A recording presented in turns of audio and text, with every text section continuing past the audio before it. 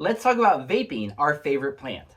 Because I've got an excellent new device, and I want to talk about ingestion methods, especially for our parents and grandparents. This is my basement. This is where I normally come when my wife tells me to go to the basement. This is to improve my mood.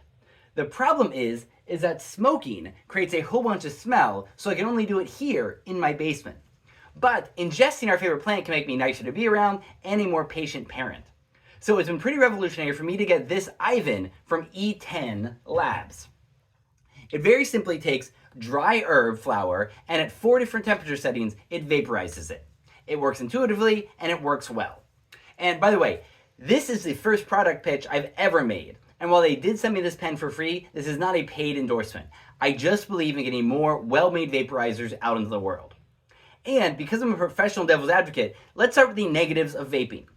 I know a lot of people do not find the high as intense or as enjoyable. But I recently learned from this in-depth analysis of smoking versus vaping that this might be because the smoking is burning more of the cannabinoids and converting them from THC to CBN, the more sleepy cannabinoid that has a more heavy, stoning psychoactive effect. And it turns out that the vapes were more faithfully reproducing the profile of the plant's cannabinoids and terpenes in their vapor. So yes, in some ways, vaping is not as intense. But I find that can be a good thing for use out in public where I don't want things to be as intense. I just want them to be very slightly twisted. So let's talk about the positives. My wife's lungs cannot handle smoke, but she likes the idea of relaxing with very tiny doses of cannabinoids. However, edibles take too long to work, and so she can't use them in the evening. So it's been really nice for her to be able to take 2 small puffs off of this vape.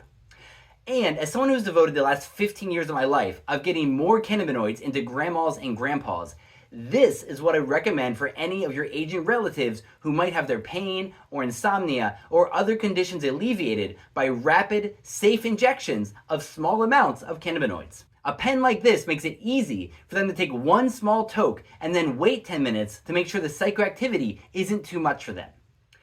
Gifting a vape pen to an aging person in your life, or yourself, might be one of the greatest gifts you can give. And for me, I'm glad to have my Ivan from E10 Labs for when I'm out and about, and I always have the basement here when I need it.